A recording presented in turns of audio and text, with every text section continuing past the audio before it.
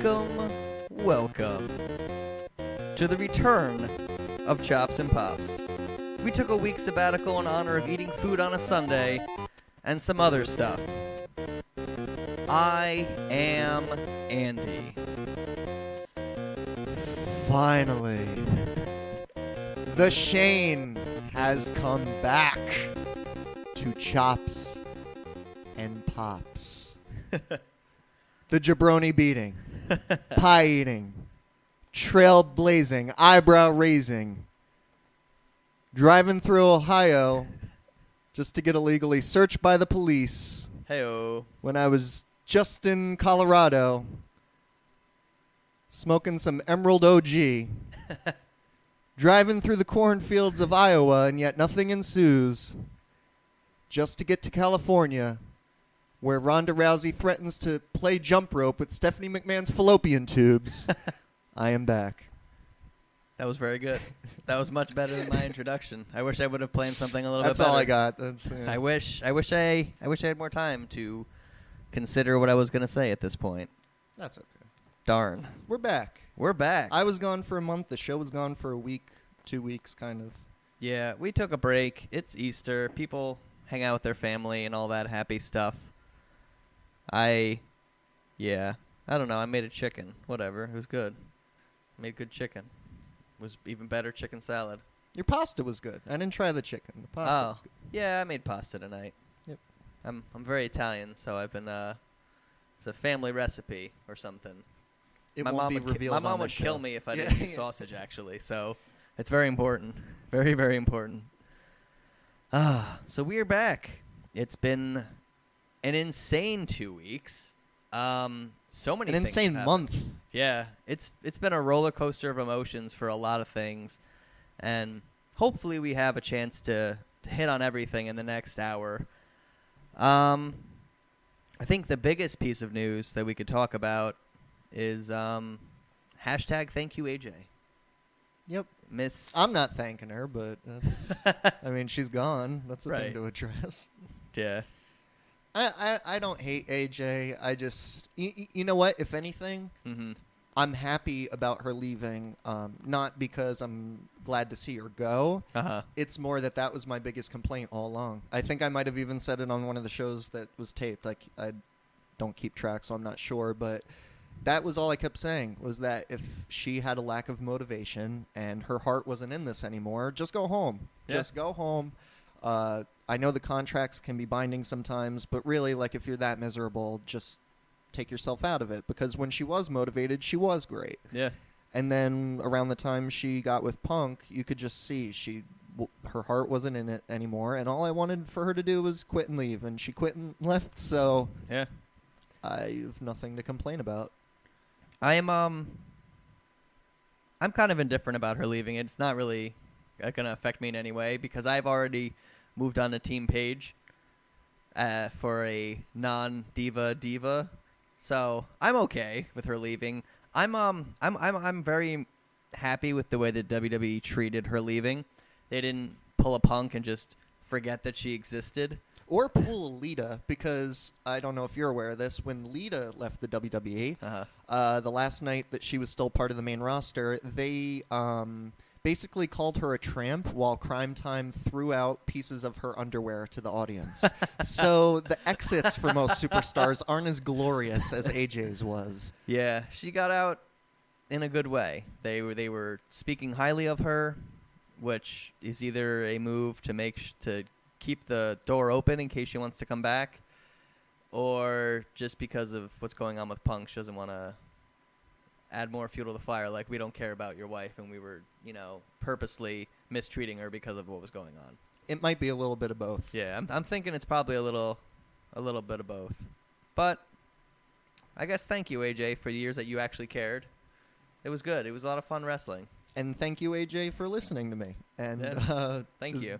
Leaving. That's all I ask. Go have children. Go live a life, man. Go hang out with your husband. He's a cool guy, I think. I don't know. I've never actually had a conversation with him, but whatever. We'll probably get to him at some point on this show. Yeah, that'd be nice. That would be nice. technically, we didn't talk about last week, and we didn't really get a chance to talk about this. Brock Lesnar fucking killed everybody, and I just really wanted to say that out loud and have that recorded. He is amazing. It sucks because over the past like month, I had gone from like, man, what is this Brock Lesnar? What's his deal? To like reading up on him and like watching a lot of his older matches, to where I'm just like, man, I miss Brock Lesnar so hard right now. And it became more apparent to me after the WrestleMania match proved a lot of people wrong. I mean, I know the doubt was more on Roman Reigns than it was Brock Lesnar. But I think one thing that gets taken for granted for even the people that are fans of Brock or like watching his matches, everyone really looks forward to his matches every single time because his role is to be that special attraction. Yeah. But at the same time, he does not get credit for how good of a wrestler he is. He's in that outrageous. his matches are the best ones. Yeah. In that, I mean, personally, I know you already told me this, but the main event was the best match at WrestleMania, I think. And when he had his match at the Royal Rumble this year, I think that's the best match WWE's had all year so far. It's been a good match. It was a great match. So I think Lesnar just doesn't get enough credit in being, he's a match of the year type guy. Yeah. Anytime he comes around, it's going to be one of the best matches you see. I'll tell you that main event at Mania is my match of the year right now. Is it? That was everything. That was everything I wanted that match to be. And I was afraid it wasn't going to be, and it delivered on every it surpassed cylinder. Yeah. Everything was just hitting so well, and they were just beating the crap out of each other. And, I mean, they're twisting it like Roman Reigns was going to win. Honestly, if Lesnar could have found the strength to roll over onto Reigns, you could have counted to 20. He was done. And even if he didn't, he would have hit him with another F5 or another suplex, Suplex City, bitch. I was just going to say, I don't know if it's going to cause any disturbance with your computer. We were debating on an outro song. It should totally be Suplex City. Oh. We should change it to Suplex City if you I can. agree. All right. I actually completely agree. Well, how about this? I was going to say. That, right? I posted it on my Facebook. Did you see it from there, or did you see it from other? So many people posted it. Okay. There was actually a friend of mine, Tim, if you're listening, what's up? A friend of mine, Tim, he invited me to some group on Facebook. I don't really follow a lot of that stuff, but it's just it's all wrestling stuff. And almost every person that posts in there was putting up the Suplex City music video. So, yeah, I've seen it. I just like that it's like actually music. Yeah. Like it's it's great. It's because it follows the storyline too of like what's going on. So it's like, oh, this is good. And just a little piece of inside information for actually being at WrestleMania. None of us knew what that meant because for those who watched WrestleMania, it's Brock Lesnar saying it to Roman, and one of the cameras that's ringside picks it up. When we were sitting in the stands, nobody in the audience heard that or knew that he had said that. What a shame. I know. And it wasn't until about halfway through the match when the #1 trend worldwide on Twitter said #SuplexCity. We just, I wasn't the only one, we just kind of assumed that everybody on social media agreed to one term. You know what I'm saying? Like, because, I mean, you saw it. All he was doing was hitting them with suplexes. Oh, yeah. So we just thought, like, oh, everybody, like, one person said it, then another person copied, and it wasn't until I actually watched it back on the network, I'm like, oh, Brock said it, and that's what got it trending. I get it now. It was, me and Andrew were watching it, and we're just sitting there watching the match, like, this is pretty good. He says that, and like we just lose it. Yep. It was amazing. It was. It's the masculinity that the WWE's been missing. Like, I understand you're going to be PG. I'm one of the people that gets it better than most. Understand you need to be family oriented, but Brock just gives you that testosterone that the WWE's really been missing. You really think he's going to bring you to Suplex City? Yeah. And I love Roman's response to that in the interview with Michael Cole, response? where he's like, "Oh yeah, Suplex." They asked him, like, I think it was Byron Saxton. He asked him about Suplex City, and he's like, "Oh yeah, Suplex City." And I'm thinking about getting a condo there. And he was like trying to like play it off, like, I've been to Suplex City. I survived Suplex City. I came back the night after WrestleMania after I should have been laid out on a stretcher, and like I came back and he should have been. He was getting beat pretty bad, and he was just laughing in the face of the Beast. Good for him. And that's what I think he needed. And you saw it this past SmackDown. Actually, he got a pop. Like, the crowd was behind him, And that's good. He's finally he's been getting some pretty strong reactions from the crowd. It's just that they get to those main, I don't know what you call it, those main cities of the WWEs that are just it's the male demographic crowds of whether it be Chicago, whether it be the Garden, whether it be New Jersey. A lot of those places are the places that are smarky, I guess you could say, or just really going to, try to go against the grain. Right. But anybody else that's a typical city where the families come out with their kid, they're loving Roman. And I think even for the male demographic crowd, if after that WrestleMania match you still want to say Roman sucks, don't get me wrong. One match doesn't prove everything, well, and he's got a long way to go. Look at Raw the next night in the 6-man tag. I mean, like, you book him in this amazing match, you finally get people to be like, wow, this guy, and then another 6-man tag. I guess that was Jesus just Christ. lightening the workload the night after Mania. Most of them were probably pretty hungover from the Mania party. Yeah. But I see what you're saying. I don't know. I never really hated Roman that much. I understood where the criticism was coming from. Right. But I consider myself a fan. That guy did everything he needed to do in that WrestleMania match to, prove himself. But so speaking of WrestleMania, I'm gonna do something totally different right now, totally out of left field. Top 5 WrestleMania moments from this year. Yikes!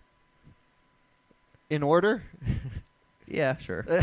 Well, it doesn't have to be like this is my number 1 moment or number 5. Just like top 5 moments that like those were the moments. And here's one thing we've talked about a lot before we started taping this that I'll address on the podcast. Because I talk with you, I talk with Andrew. Like we've talked a lot since then. Something I'll address to the audience listening is I was one of the people that was fortunate enough to be there, and being there as opposed to how it came across on TV was pretty different. And you could probably say that about a lot of events or a lot of pay-per-views or whatever, but I've been to a lot of shows, and for the most part, it's pretty much what you see is what you get. And, whatever you experience in the crowd is what came across on TV.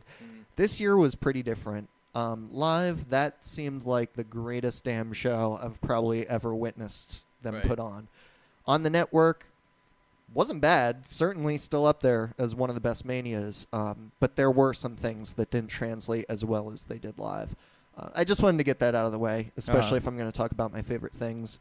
Number 1, right off the top, is the same as probably everybody watching. Seth Rollins cashing in. I lost my damn mind. Oh, man. That was so great. I was so hoping that was going to happen. Yeah. That was like I mentioned that I predicted it, and I'm like, it would be cool if it happened, but like, I was like, it's probably going to happen the next night. Like, it was just kind of like a pipe dream, and then it happened, and it was like I blocked it out completely. I did it. I just thought that they were too which is funny. I was going to say they were too worried about the element of surprise, and Mania seemed too predictable. Nope. Right. Like, I thought Mania was a definite no, so it just surprised you that much more, or surprised me that much more. And I've been to 8 Manias now with San Francisco, San Jose, Santa Clara, whatever you want to call it. My reaction to Seth Rollins was stronger than probably any way I've ever reacted at a show. Nice. Every square inch of oxygen in my lungs was let out. I just freaked out. But that's number 1. Number 2 is going to be Sting having his match. I'm not even going to say one moment in particular. Yeah, just and that's part of the reason why I say the live crowd as opposed to watching it on TV was a little bit different. I've mostly heard from people that did watch it at home say that, granted there was all the interference, which I could get to later, but just the idea that they didn't have, just a straight one-on-one match, or the idea that Sting lost kind of rubbed some people the wrong way. But whether it came across on the network or not, DX and NWO coming out, man, that I should have put money on that. About them coming to interfere in the match? No, about Triple H winning that match. Oh, yeah. No, I thought that the odds were like 700 to like 35. Wow. For like Sting to win, and I'm like, but Triple H is gonna win this match, right? Yeah. And then Man, I should have put money down. Holy crap. And again, just because we talk about so much stuff off the air, let's address it, because we didn't talk about this on the podcast. Right. The reason why it became so obvious that Triple H was going to win, because believe me, there were some people in the stands that were, one guy actually behind me that was so upset because he thought the thing you'd be upset about, give Sting his moment. This guy's getting one match and you can't give him the one win. I realized it about a week before WrestleMania, and we started talking about it, that look back at what the whole storyline was. And this goes back to even old classic wrestling. Yeah. Basically, the whole storyline that plays out beforehand is who's going to lose the match. Because that's what a heel's job is basically to talk as much crap as possible, so then the babyface finally shuts you up and proves you wrong when the match comes around. Right. Or vice versa, where the good guy is basically making the villain look like a chump until the match where the villain can prove himself, even if it's via cheating or whatever. And all that storyline was Sting getting the upper hand on Triple H. Right. Whether you look back at Survivor Series, where he interfered in that elimination match, whether it was the 3 or 4 appearances that he made on Raw, where he came out, stuck the bat in Triple H's face, stopped Stephanie from slapping him, stuck the bat again in Triple H's face. Like, Triple H never once got the upper hand in that entire storyline. Once that dawned on me a week before Mania, I said, oh, it's actually really obvious Triple H is going to win. If you think about it, it was a lot like the Monday Night Wars, how it played out. Like, once WCW got a hold of it, they were... How many weeks was it like? Oh, that's a very good point. A crazy amount of weeks, like 80 weeks straight. They were, like, beating them. And then, and then it got to the point where, like, you had DX and NWO, like, battling, like, literally battling it out. And then WCW got kind of ridiculous. A baseball bat just split a sledgehammer in half. But then the WWE prevails. Or, most importantly, prevails when it matters. Yeah. Prevails when it counts. The match at Mania. I never looked at it that way, and that's a great way to look at it. But one thing I did take into consideration was this felt like a 14-year storyline to me. And not one where, because the WWE does this a lot, rewriting the narrative because they have the power to do so. But it felt that way to me, to where, like, even if you look back at any old Nitro, or especially those amazing promos that they did as DX, where they go to invade WCW, like, that to me was like chapter 1 of the Sting Triple H story. And in a way, it made the story like 14 years long. So, but yeah, live, that match was so great. And I've noticed that trend about WrestleManias now that I've been to a couple. Triple H purposely puts himself in the middle of the card so the crowd isn't gassed yet, but they still haven't gotten that main event level of a match. That his is always the first one. So the crowd just has all that WrestleMania energy hyped up, and they let it out for the Triple H match. It happened in Miami. Last year, he was the first match just to get them all gassed out. Yeah. And he did it there, too, just at the beginning of the card. But he's smart about that sort of thing. I'm glad the company's going into his hands. Just seeing what he's done with NXT and everything so far. I mean, Terminator entrance aside. Again, in talking about the difference of TV and live, that Terminator entrance looked freaking awesome in person. And I get that it might not have on the network, but in person, that looked like the most badass thing ever. It looked so... I'm like, what's going on? I'm like, why are there Terminators? Well, the Terminators were cool and the rising up. The one thing I didn't really catch as strong live was him holding the skulls in his hands.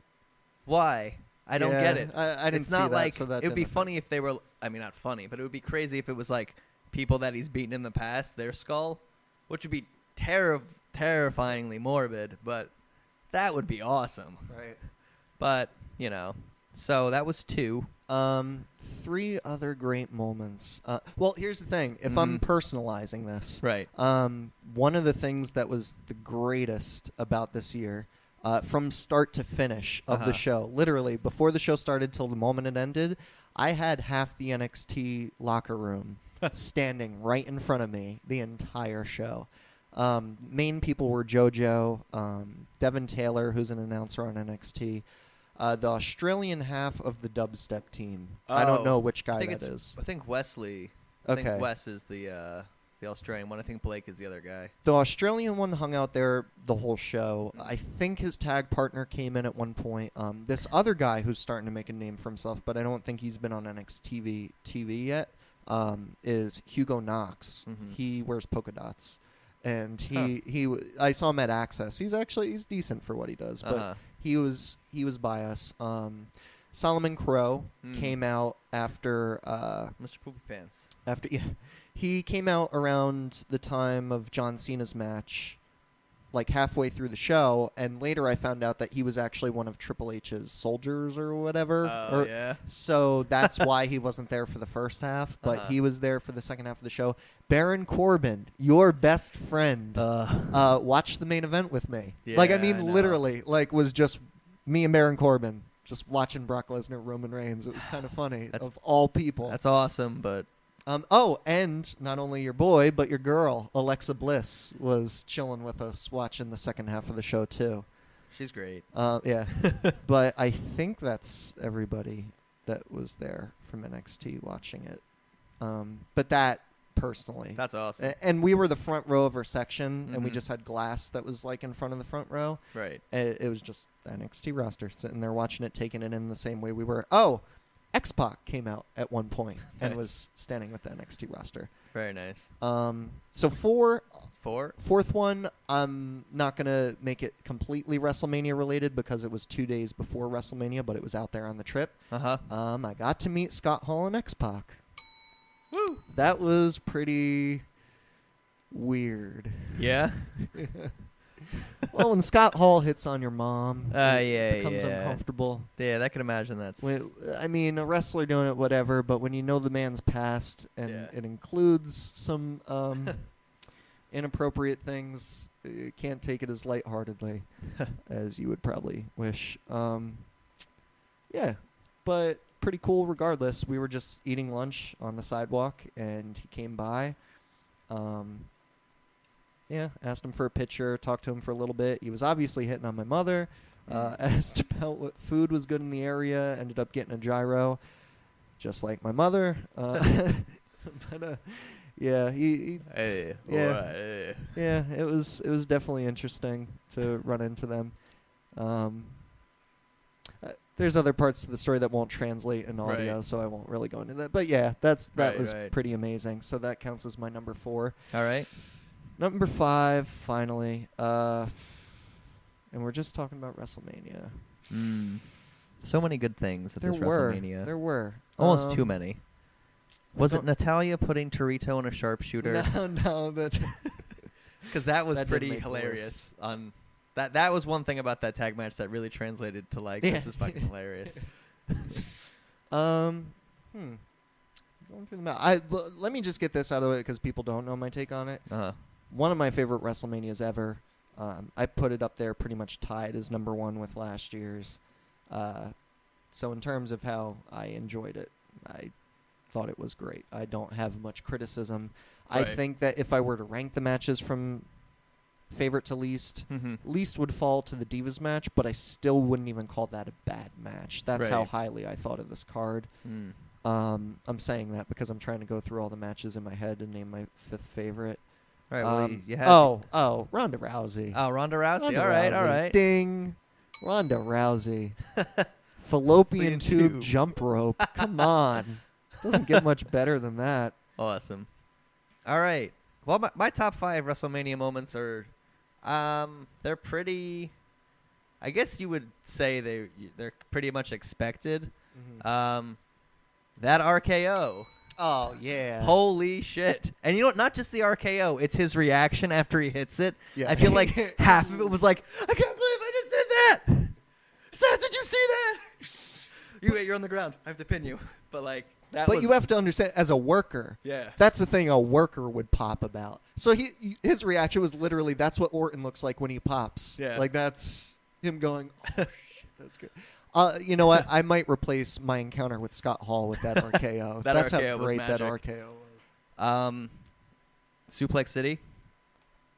Bitch. Love that. Just for the spit and the just wonderful moment.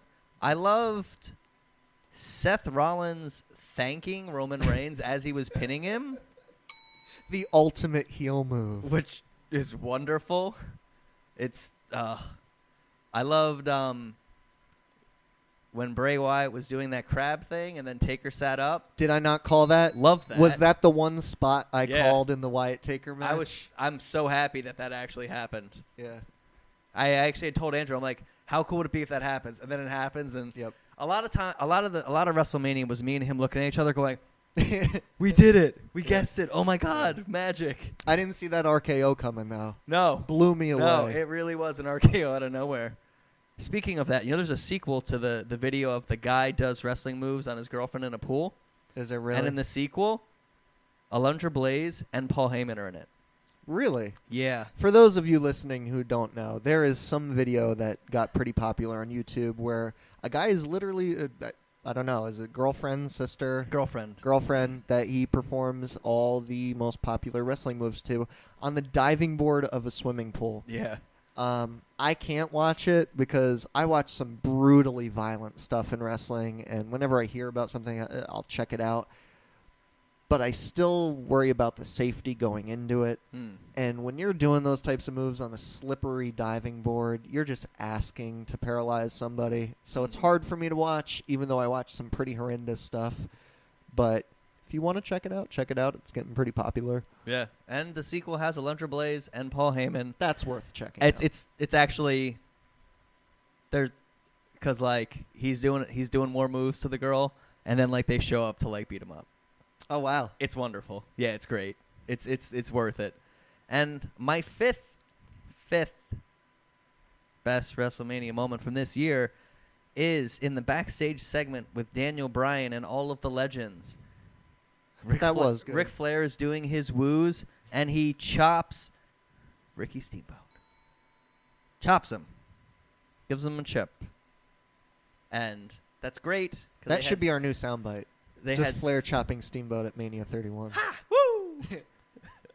It's so wonderful. So that was your 5, right? That was my 5. Just since we're kind of free balling this one. Speaking of that segment, how do you feel about them obviously trying to revitalize, whatever you want to call it, the championship belts? Because they're trying to do it. They're doing it to each one right now in its own way. How do you feel about it? I love what they're doing with Cena and the Open Challenge. I think that's awesome. I mean, I'll get to Cena a little bit later on. Like, I love John Cena. I will mark out to John Cena every day. Me too, except when Dean Ambrose comes out as the surprise on Monday Night Raw, and I completely flip-flop and start cheering for Ambrose. Well, yeah. But I don't know. Ambrose's run as United States champion wasn't that great. It was long. It was very long. And I feel that the one criticism he gets for it is the fact that he didn't defend it as much for the second half. For the first half, he was. Yeah. For the second half of his title reign, he barely defended it. But even that, to me, I would probably argue is more of a heel move. That's just going to make you want to boo him more, But yeah. And also with Sheamus coming back and basically like his modus operandi is you look stupid. Well, not that. I mean, he does look stupid. Don't get me wrong. Either shave the mohawk or get rid of the beard. One or the other, and I think he'd be okay. He's going after the underdogs. He's literally like he's like, you respect all of these people. This is what a real man looks like. And it's like, yeah. I mean, I love the underdogs, but like, we need another monster heel to come out. Like, I can't wait for Extreme Rules for him to come out and just murder Dolph Ziggler.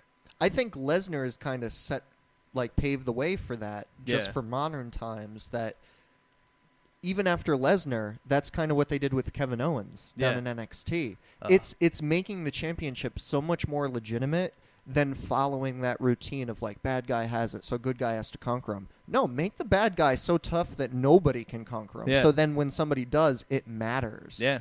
And they're doing that with Kevin Owens right now. They did it with Brock Lesnar. Yeah. And Sheamus kind of coming along doing the tough guy thing is working really well.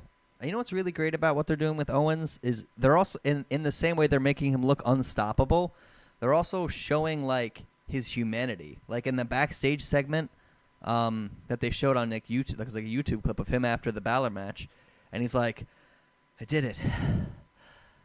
I won." Like, no one's taken. No, that was on the air. That was on the air. That was part of the episode. He looked like tired, but it looked like he wasn't just like, I'm winning because I'm the best. It's like he's doing it for his family. Like, it shows like it's not like he's doing it for a reason. It shows like a purpose, and it makes me care so much more about Kevin Owens. Just knowing that, like, I mean, I love Kevin Owens, but like that just adds more to his character that I think is going to help, like, later on when they move him up to the to the main roster. Because I mean, what's a better move than joining the Authority? No, you've brought that up before, and I think that would be a great move. But what you're kind of talking about is, I see the point you're making, but that's also what Jim Ross would call like a lunch pail worker, like Sheamus or like Kevin Owens, that he just shows up to work with his lunch pail. He's there to work. Yeah. Like he's like all these other guys who are trying to get to the top or want to be flashy or want to connect with the crowd. This guy's just showing up with his lunch bag, ready to work, and then he goes home to his family. Yeah. So absolutely. Yeah. Kevin Owens. So, do you have a Worldwide Weekly? I don't, but I. I don't have the keyboard anymore because it took up so much space and was so annoying and never worked. I'll say one thing about international wrestling that I did follow while I was gone.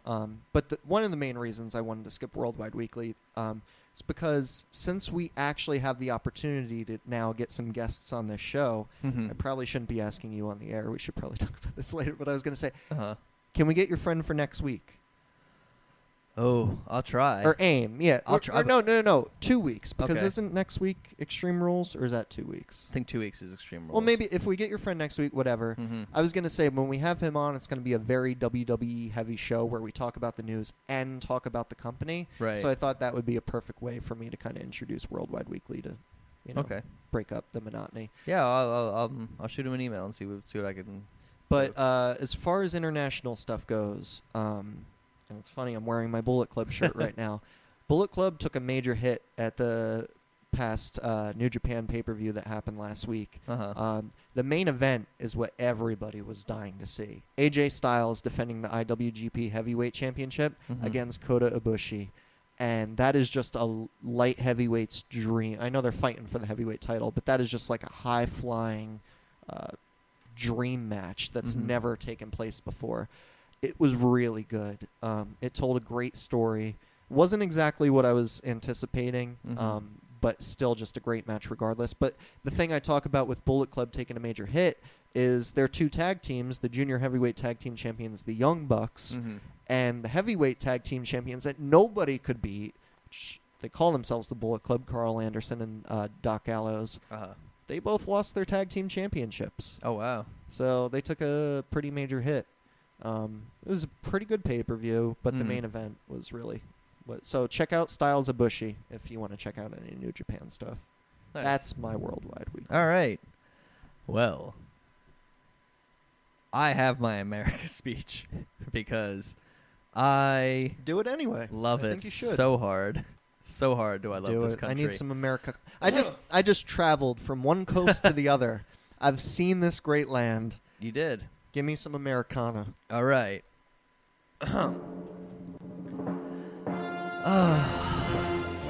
Indiana. Laws discriminating against gay people? Get with the 21st century, bros. As Brad Benson, former NFL player, said, if they don't get their act together, he's going to walk down the street in assless chaps. That's awesome. Granted, he didn't say assless on the commercial for his car dealership. Brad Benson, you do it, dude. Also, March Madness is over in Kentucky. Wait, my bad. Duke won the NCAA tournament. I love Duke. Go Duke.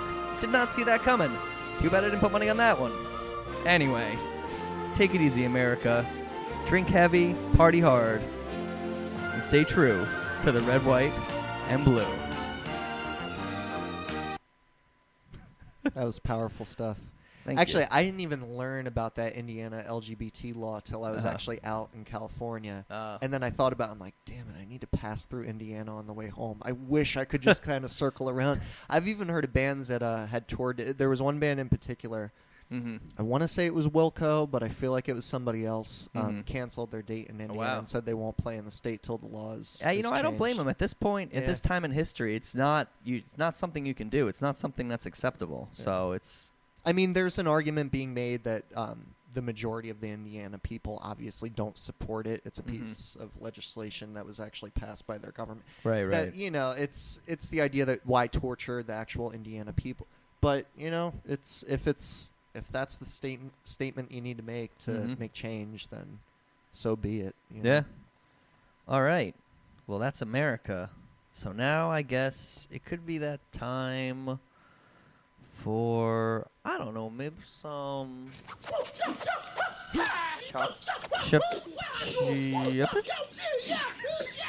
some chopping? Yep.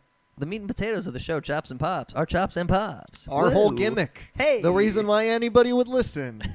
Our cheers and jeers. And to clarify, we're coloring outside the lines for this week's episode as far as not really having a format. We're bouncing around from everything. Same thing goes for the Chops and Pops. I have not been on this show for a month. Yeah. And there was no show last week. So we're kind of including WrestleMania because we can. Yeah. And even if it's not WrestleMania, it doesn't necessarily have to be the past 7 days. It could kind of be anything from the past 2 weeks. Let me say that the butterfly wings of WrestleMania reverberate. That's a much better way to say that word. Until the many pay-per-views later on the year. I thought of that before we started taping. I was like, you know what? We could talk about how this closes the final page on WrestleMania, so next week we can focus on Extreme Rules.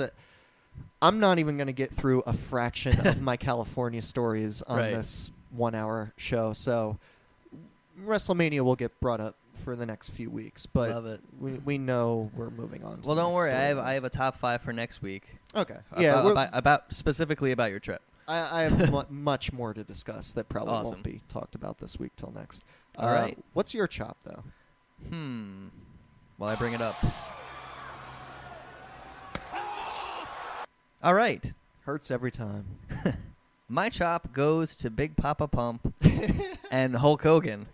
Their feud. You mean my buddy? Yeah, your buddy. It's not for the reason you think. It's not because it makes the company look bad because it looks like a bunch of old guys with brain damage all popped up on steroids fighting. It bothers me because there's such good heat right now between them. Like, well, explain the story because as much as there could be people listening that check us out that really don't know anything about Scott Steiner or what. So what was, or should I? I think you should, since of your personal connection to Scott Steiner. And I'll show no sympathy. He gets no sympathy. No sympathy. I ran into Scott Steiner at the airport. The reason why this story is interesting is not just because I ran into Big Papa Pump at the airport. It's because days later, there was actually a huge news story that broke out about Scott Steiner's actions at that airport that day. Not even that day, literally minutes after meeting me. So let me explain. I drove to California as opposed to flying. I know I'm crazy, but my family flew out there instead. So I had to go to the San Jose airport to pick them up. I had shown up about 2 hours early, and I found their terminal and was waiting there. About an hour before their flight got in, their flight was delayed till about 11 o'clock at night. At around 10, a little bit after 10 p.m. local time, a flight from Los Angeles to San Jose had just arrived at the terminal where I was picking them up. I knew that WrestleMania was in town. I assumed that the majority of any talent, especially WWE talent, obviously, would have gotten there ahead of time, or at least even a day before that, because we're talking about Thursday night, and even the first night of Access is Thursday night. So I wasn't getting my hopes up about running into anybody. Sitting there waiting, that flight that arrived from Los Angeles to San Jose, Scott Steiner is walking out of the terminal. I've never seen, no, that's a lie. I saw him when I went to TNA Live like 8 years ago. But Scott Steiner's the type of person where when he's walking amongst a group of people, he sticks out like a sore freaking thumb.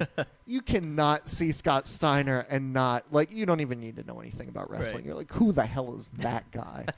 So I see Scott Steiner. Without even one moment of hesitation, I shoot up from my chair to run up to him. He notices me right away because I'm just like beeline straight for him. And I just go up to him, and as respectfully as I can, I ask him, do you mind if I take a picture? And all he says to me is, make it quick. I could tell he was not in a good mood, did not want to deal with me. To make matters worse, my phone was about to die. So when I had sat at the terminal to wait for my family, I had turned my phone off because I had very little battery left. Right. I forgot about that when I ran up to Scott Steiner. So after he says, make it quick, I pull the phone out of my pocket only to realize my phone's turned off and he needs to wait a good 2 minutes. Oh, no. So I'm just thinking, all right, I'm not getting this picture. So I walk alongside him as my phone's turning on. I'm profusely just apologizing to him left and right. Mm-hmm. And I can see, at the end of the terminal to the end of that hallway is the escalator. And I realize I make, this kind of deal. I'm like, look, if by the time you get to that escalator, my phone doesn't turn on in enough time, I understand. Mm-hmm. I'm not going to hound you. I'm not going to follow you down the escalator, even though I'm walking alongside you now. Right. I get it. The fate of the gods went in my favor, and literally the phone turns on right as he gets to the escalator. He turns his head, takes the photo with me. The photo's a little blurry because of how quick it had to be rushed. Right. And he just says to me, did you get it? I go, yes, thank you. Goes down the escalator. Now here's the part where the news headline comes in for those who didn't hear about this. Scott Steiner is having terroristic charges, whatever you would call it, charges pressed against him by Hulk Hogan's wife. Mm-hmm. Where did Hulk Hogan's wife come into the story? Well, supposedly she was on that same flight that came in from L.A. to San Jose. I didn't notice her. I just wasn't. Big Papa Pump was in my presence. So she was on that same flight. The part where I took the picture with Scott Steiner, and I never even thought of this. If these are serious charges and it involves terrorism, could I get interviewed in the court case? No. Because I was there? Or no? Okay, good. No, I mean, I don't want to get he didn't say anything to you about it, right? Nothing about it, but no. I mean, I was there seconds before it happened to testify. Because I would assume only if he was like, you see Mrs. Hogan? I imagine if he said that. Right. But since you weren't in on it, I wouldn't worry about that. Now that there's been a couple stories that have come out, here's the gist of it. When he went down to baggage claim, supposedly he went up to Hogan's wife. The first story came out, said he grabbed her arm to say this to her, but supposedly he at first made a threat saying Hogan, next time I see Hogan, he's in trouble, or I'm going to kill him, something along those lines, to where Hogan's wife freaked out. When she met up with Hulk at the hotel, whatever, she told him about it. Hulk Hogan took it upon himself to go to the WWE office, Carano, Vince, whoever, and told them to ban Scott Steiner from the Hall of Fame. Make sure he doesn't get there. Mm-hmm. Which was interesting at first because you thought, why the Hall of Fame? Even if he was invited to that, there was no attempt to ban him from WrestleMania, which is the big show. Then it came out that Scott Steiner spoke about his side of the story, and supposedly what he said to Hogan's wife was that Hulk should have never been the person to induct Macho Man into the Hall of Fame. Yeah. Which he has every right to say. Yeah. It was exactly my feelings. That what he said to Hogan's wife was Savage hated Hogan. Yeah. He should not be the guy. Maybe he threw a threat in there with it, but that brings light to the whole idea of why Hogan wanted him banned from the Hall of Fame. That's what he was actually upset about. Mm-hmm. The thing that I have to add to the story, besides the fact that my picture was taken right before he went down the escalator, and literally right after he went down that escalator was baggage claim, is that I was upstairs. I didn't go down the escalator to see what happened at baggage claim, but I can tell you from being in that airport right above where it happened, there was no scene caused. Right. There was not some big commotion. No security or police were intervening in something. Right. So whatever he said, even if it was threatening, he either said under his breath. I think even if he grabbed her arm lightly, I'm sure somebody would have stepped in, especially, again, for how he sticks out in a crowd. Yeah. But that's my 2 cents to add to it for physically being there. Mm-hmm. There was no scene caused. So Right. whatever was said can be determined. There's obviously cameras at the airport to show whatever he did. Right. But I can tell you there was no scene. Yeah. And see why that gets my chop is because 20 minutes later. Yeah. So why that gets my chop is because they're not going to actually have a match in the ring about this. And Just a court battle. it would be so much better because of one of the interviews that Steiner gave. He's like, "Yeah, I guess Hogan's afraid of me." What a great goddamn thing to say! Like that's perfect promo material right there. He's Hogan's drawing some afraid of me. heat. Listen, brother, Hulk Hogan's afraid of nobody. There's a lot of heat on a Hogan-Steiner match right now. This is where the power lies. And it would be great. That's my job. I just Oh, and I have an honorable mention regarding the Hulk Hogan. Hulk Hogan definitely wants a match at WrestleMania 32 / Dallas Star. He either wants a retirement match or a shot at the world title. Okay, the championship, get the hell out of here. Right? If you did a Cena Hogan match, I wouldn't be against it. I'm not going to say it's going to be a 5-star classic, but the biggest show ever, why not? I'm just worried about too many retirement matches because it's already going to be the last Taker match and probably the last Sting match.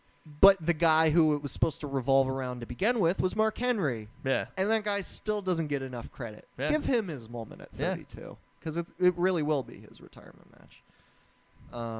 My chop of the week, I didn't have anything in mind. I literally just thought of it on the spot.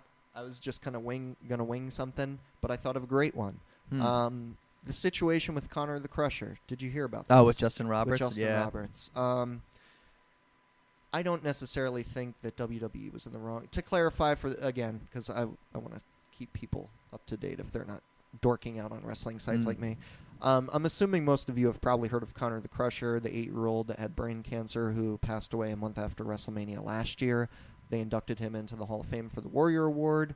The thing that came out after WrestleMania in the Hall of Fame was that Justin Roberts, a former WWE announcer, didn't really get the credit he deserved for the connection and the contact that Connor the Crusher made with the WWE to do all those videos that you see, or like when he came down to the ring and fought Triple H. That was all orchestrated by Justin Roberts, going out of his way when he didn't really need to. And his name didn't get mentioned once the entire time, except for Connor's father when he gave his Hall of Fame speech. So Justin Roberts wrote a letter online basically telling his whole side of the story. And when you kind of find out how far Justin went out of his way just to really, make this kid's day, his week, his month, I'm not going to get into the whole subject of WWE using philanthropy to make their brand look good. I'll just say that I'll give WWE a chop just for not giving Justin Roberts credit, because I get that he was getting his pink slip soon, but even that was mutual. Justin Roberts wanted to leave. You wanted him gone. You were going in a different direction. It wouldn't have looked bad for you to get rid of the guy who was responsible for this if you both were going your own separate ways. Right. What does look bad is when you start this charity in this kid's name and then don't give one mention to Justin Roberts. Yeah. Now you screwed up. So a chop to WWE for not giving credit where credit's due. I agree. That was, my favorite part of that whole letter thing is they show like the little video clip of they took of Rob Van Dam, and it's like, "Hey Connor, it's Rob Van Dam, and I'm the Intercontinental Champion, but you're coming up, and soon we're gonna have to name it the Intercontinental Championship belt." Yeah. All right, buddy. And I'm like, oh, Rob Van Dam, Right. you're stealing my heart. I miss Rob Van Dam, and I recently read an article about him that he's in no rush to come back because the talent pool is so big, and he's like, there's really no. Not just that, I've heard his biggest complaint is creative. Yeah. He says he's not just going to come back when they have a great plan for him, which is kind of Jericho's attitude. Like, remember when he came back like 2 years ago, and there was like this huge like hype for him coming back, and he had that great like tables, ladders, and chairs match, and there was like that the heavyweight title run, and that was great. And then he came back again, and it was like, Rob Van Dam, hey. And that was it. Yeah. It was just. Yeah. I think they should, the same way that they use Brian Kendrick and Rhino, bring him to NXT for a 4-week taping, get him to do like 2-3 matches with some guys who matter. Yeah. And can you imagine Finn Balor versus Rob Oh, Van Dam? yeah. Holy crap. That'd be great. You have the coup de grace versus the 5-star Hideo frog splash. Itami versus Rob Van Dam. Yep. Oh, my God. Please. Please. Speaking of Rhino, is it just me or are his arms like really tiny? Not like, I mean, he's muscular. Oh, no, he's but, like, massive. he has like really short arms. Oh, like T-Rex arms? Like he's got like Yeah. little baby T-Rex arms, and it's so he's like. We shouldn't laugh too hard. Rhino could be a possible Yeah. candidate for a guest on the show. I mean, he's great. I mean, he's such a like old school style, like on the mic and like just very intimidating kind of guy. And Gore really resonates with the fans, but his arms are weird looking. Yeah. It's don't kill me, but your arms are weird looking, dude. He seems like a nice guy anyway. He does. He does seem like a nice guy, and I'm glad he's like getting like another moment. You know, I think one good. I'd like to see it at one of their quarterly pay-per-views. Uh-huh. But one good, really good match with Owens, just like they Right. had in Ring of Honor. They do that in NXT. That Well, could be a great. This moment week for it's Rhino. Rhino versus Sami Zayn, I think. Oh, that'll be good. So that should be interesting. All right. Well, it is time to. Oh my God! They did it. They popped. Woo. Whoa! It's pop time. Yep. Popcorn. Pop of the week. My pop of the week goes to the man, the myth, the legend, the face that runs the place. It's John Cena. I loved his interview with Chris Jericho. I like that it showed you a little more of him, like as a person, just like him, like just ribbing around with Chris Jericho, like their relationship together. It seemed like they were like friendly, and I like that. He addressed some issues such as steroids and turning heel and Bill Brasky. They said Bill Brasky a bunch of times, and I used to say that all the time in college, so that like makes me so happy. Bill Brasky. Bill Brasky. I love that. Love that. Love that. I love that whole interview. I think that's the only podcast one I've actually watched. I didn't watch the Stone Cold one. I didn't watch. The Triple H one. I didn't watch the Vince McMahon one. But I might now. Just It's worth watching. Vince was a little. It was good to watch as a podcast, but he Right. doesn't reveal anything where you go, oh my God, he's letting his hair down. Like, right. Triple H, yes. I thought Uh-huh. like he might not have been prepared for it, but the idea that Austin asked him about China being in the Hall of Fame was kind of Right. drawn out the sidelines. But I'd say the Triple H one was probably better than the Vince one. All right. But Jericho's just so good at Mhm. doing podcasts that he really nailed it. Not that Austin isn't, Right. but yeah, I enjoyed it too. I mean, Cena's so good at everything. He He even is. has to be the perfect human being. He's so good. Oh my God. He's like, God, even like addressing the fans that hate him. He's like, listen, I'm like, you want me to turn heel? What? So you can cheer for me now? Like, come on. It's like I'm not doing it for you. I'm doing it Right. for that 8-year-old kid right here. Yep. You know, like, and you know what? How do people hate this guy? Like, God. Like I said, only when his opponent is Ambrose. Otherwise, Yeah. I'll cheer the guy. And I mean, honorable mention would go to Daniel Bryan getting his head split open against Sheamus. Wait, that's your pop of the week? It was awesome. Oh, That was awesome. terrible. And then watching them get stitches, that was awesome. In a like gross kind of way. You know what? I it's really for Sheamus. I really like this new look for Sheamus. You're becoming a pretty big Sheamus fan. I like this anger. I'm on like an anger tear. I've been working out. I I'm got getting you. like pumped up and crazy, and I'm loving these like the aggressiveness. Like, It legitimizes the matches, Yeah. like the whole Brock Owens thing. Like Yeah. Sheamus is It's legit. great. Yeah. His music is better. You know what? I think his music is better. I think the mohawk is great. Mm-hmm. Braiding the beard The is braid what I beards are have the weird, problem with. right? That's the thing that makes him look stupid. I could actually deal with the mohawk. Right. And his pale skin and having no hair on the side. That I don't even think he looks that stupid for that. But you braid the beard. Oh, Yeah. gross. Just get rid of that. Just trim Yeah. them down. It's cool. Like just grow like a beard, like a Yeah. beard. That's fine. But I mean, I guess it's because he's the Celtic. He's really embracing the Celtic warrior part. Like, I don't know, but whatever. Go eat a potato. Sorry, Irish fans. No offense. Don't get heated. Oh, shucky ducky now. So my pop of the week. Mm-hmm. Since we said we're kind of winging this and we can include WrestleMania, and I haven't been here to really talk about anything, I'm just going to give my pop of the week in general to Seth Rollins. All right. Well, I guess it's really two things, but I can't ignore that RKO. That was the greatest damn thing ever. It was so... He flew in the air. He did. He flew. He did. It's like he used his head as a trampoline. It was wonderful. And actually, when I think back to even all my moments of joy that I had at WrestleMania, the two strongest were both Seth. Was that RKO and him cashing in. As much as I enjoyed other stuff, I thought Sting and Triple H was great. Other things I enjoyed, and the show as a whole was good. Seth Rollins with the RKO and Seth Rollins cashing in, and him now being our WWE World Heavyweight Champion. Seth Rollins is my pop of the week of just nailing everything and having the two biggest moments at WrestleMania. All right. Oh, shucky, ducky, quack, quack. Woo!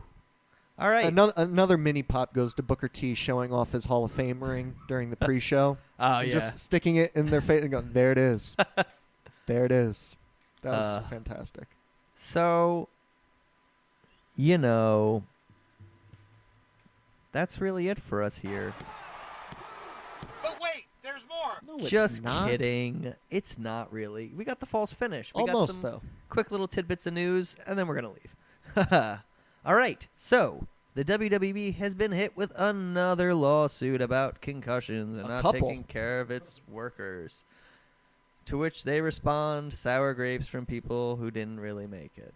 That's not an official quote. Yeah, but it's the gist. What's in it? Jerry McDevitt? Jerry McDevitt, I think is his name, the lawyer. He was even at the house show, sitting ringside when we went to Atlantic City. He, summing up his response was basically that. Very classy, guys. Very, very, very good. The Greek Khali is back after 2 long years gone with a new stable of Indian wrestling stars. Oh, wait. According to WWE.com, Khali is not coming back. Thank God. I thought that was a little strange reading that, like, oh, Khali's coming back and it's really exciting. I'm like, people are excited about this, really? And then WWE's like, no, it's not coming, which is great. Makes me happy. I think it's just another example of the IWC talking out of both sides of their mouth. Yeah. One minute they're saying something's great, the next minute they're saying it's terrible. Mm-hmm. Anyone who was excited about Khali coming back was just straight up lying. Yeah. Nobody was ever a fan of his. No. CM Punk has a message to fans who says he shouldn't be doing UFC. Shut the fuck up and don't watch. All right, CM Punk. End quote. That's why we love you, guy. That's why. Not exactly a pipe bomb, but right to the point. And for all you Red Nation members, Eva Marie is taking training to the next level with some videos posted to her Instagram of her training with the Brian Kendrick. And while it isn't the best, she is showing initiative, and remember how bad the Bellas were. Maybe this is good, because Nikki is killing it now. Nikki's not getting enough credit for how good she is. And, if there's anything I draw attention to for while I was gone, the Raw the week before WrestleMania. Nikki's match against Paige. Oh, that was fantastic. The best women's match I've seen on Raw in years. And I say that paying attention to history because the best women's matches I've seen recently were all NXT. Mm-hmm. The Charlotte and Natalya match and that Fatal 4-Way that they had with Sasha. Those were great. Those were great. On Raw, I don't remember a women's match that impressed me on Raw in years. That one great. Did. It was really good. Nikki Bella needs more credit. Mm-hmm. So, but yeah, Eva's trying. Yeah, maybe just give her a shot. some more